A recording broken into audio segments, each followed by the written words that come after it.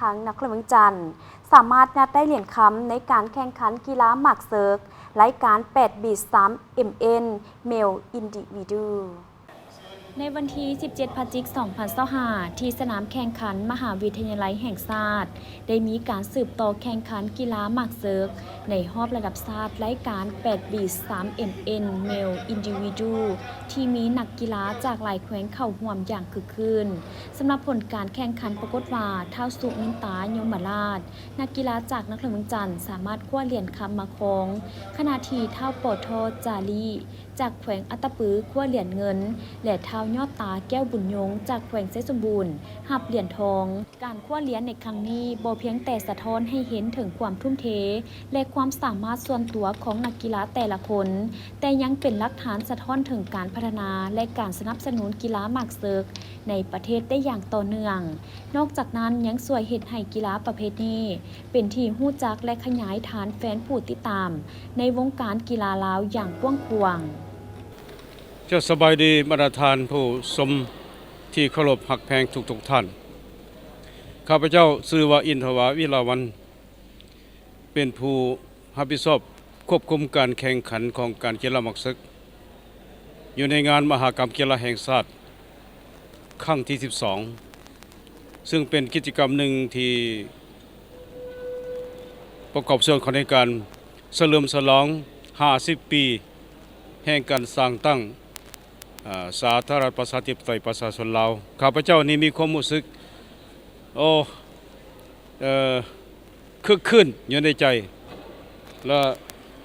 เป็นเกียรติอย่างยิ่งที่ได้รับผิดชอบได้ถือมอบหมายให้ผิดชอบฉะนั้นข้าพเจ้าต่างหน้าคณะอนุกรรมการกีฬาหมากเซิร์ก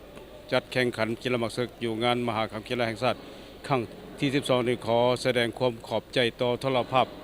นครหลวงเวียงจันทร์ที่ได้มาเก็บข่าวเพื่อไปโฆษณาให้มวลชนได้รับรู้นำกันว่าพวกเขาได้เฮ็ดหยังอยู่กับนี้และต่างหน้าให้สหพันธ์กีฬาแห่งชาติหมากเซิร์กพวกเขาแล้วก็ทุกๆสหพันธ์กีฬาแต่ละแขวงแต่ละสโมสรขอแสดงความขอบใจต่อการนำเนาะของพรรคของรัฐที่เพิ่นได้สุกยุ่ยพวกข้าพเจ้าได้มาร่วมจัดแข่งขันอยู่นี้พิเศษแม่นการนำของนครหลวง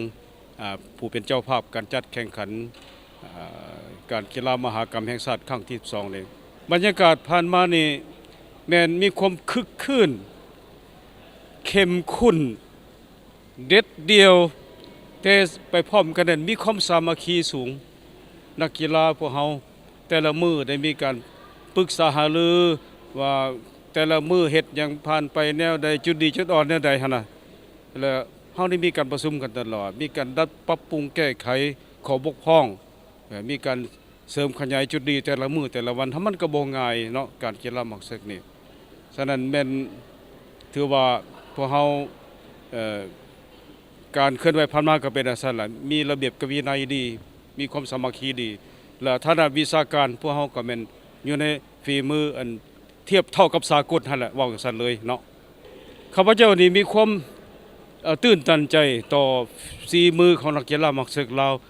ซึ่งเป็นการกีฬาที่หาก่อสร้างตั้งมาใหม่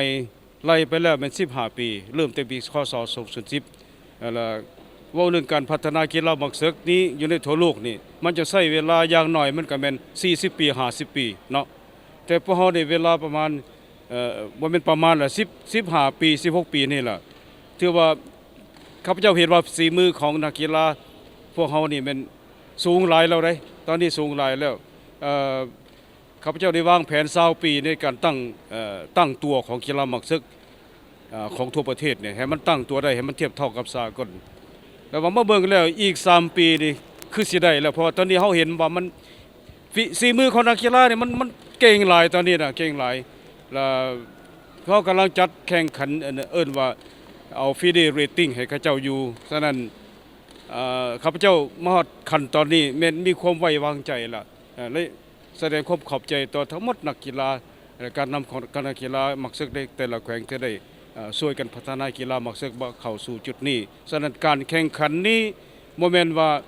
มาเอาแพ้เอาชนะกันดอกแต่มาแสดงคุณภาพและคุ คุณภาพเนี่ยแม่นข้าพเจ้าบอกเต็มใจว่าได้เต็มใจเลย สำหรับพิธีมอบเหรียญจะจัดขึ้นในตอนบ่ายของวันที่ 18 พฤศจิกายน 2025